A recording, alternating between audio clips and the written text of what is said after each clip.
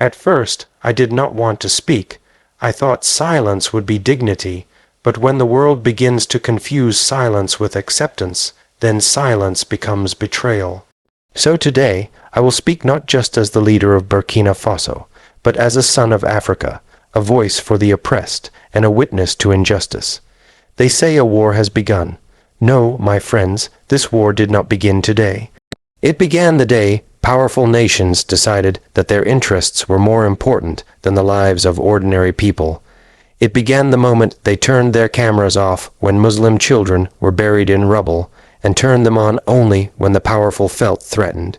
This war was not ignited by missiles, it was born of hypocrisy, arrogance, and the silence of so-called leaders who know the truth but fear the consequences of speaking it.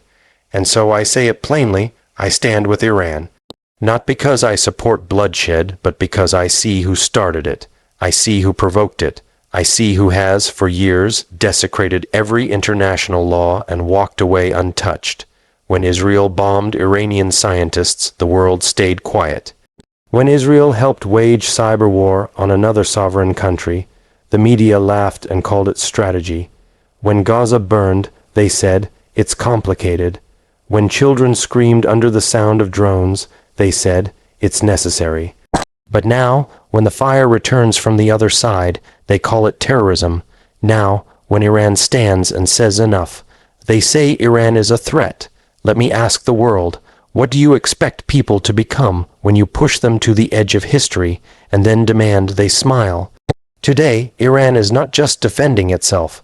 It is defending the right of a nation not to be colonized mentally, politically, or spiritually.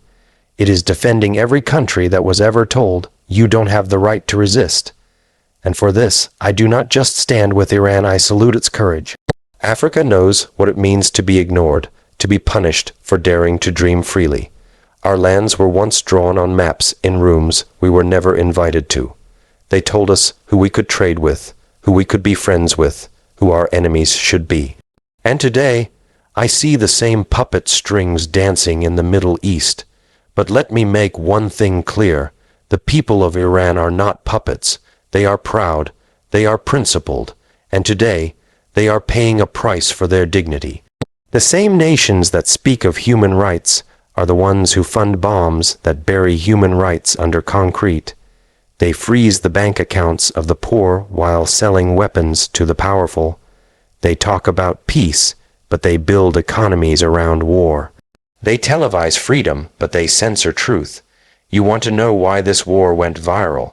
Because it exposed the double standards that millions of people have felt, but were too afraid to name. Because it pulled back the curtain and showed the world what happens when you say no to the empire. And because, for the first time in a long time, a country said, we will not kneel. I do not celebrate war, I do not clap for death, but I understand that there are moments in history when silence is more deadly than defiance. Iran is not asking for applause. Iran is asking for fairness. It is asking the world to look in the mirror and admit that the rules are not the same for everyone. They tell us Iran is a danger to the world. But who decides what danger looks like? A country that wants its sovereignty, or a country that flies fighter jets over hospitals and calls it defense? A nation that builds a nuclear bomb, or a nation that already has 100 and tells everyone else not to try? Let us be honest, if Iran were weak, they would call it a victim, but because it is strong, they call it a threat. Africa sees this, Latin America sees this, even the youth in the streets of Europe and America are waking up to this. They are no longer hypnotized by headlines, they are questioning, they are searching for the truth, and the truth is this: the world is tired of bullies in suits, of missiles disguised as diplomacy, of media that screams when one side bleeds and whispers when the other is bombed. My message is simple. Justice is not a privilege for a few. It is a right for all. Peace cannot exist without equality, and power must not be allowed to rewrite the truth. So I say it again, without fear, without apology. I stand with Iran not because I seek war, but because I seek balance. I seek fairness.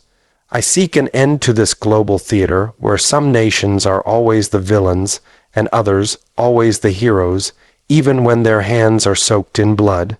To the people of Iran, to the children in Palestine, to all those who resist know this. The world may not say it loud, but millions stand with you in spirit. And we, the people of Burkina Faso, do not fear your struggle. We recognize it because it is also ours, and to those who still choose silence know that history watches. One day, your children will ask where you stood when truth was on trial, and on that day, may your answer be worthy. Let this war be the last reminder that justice cannot be delayed forever. A new world is coming, one where dignity will no longer be punished, and truth will no longer be treason. Africa has spoken.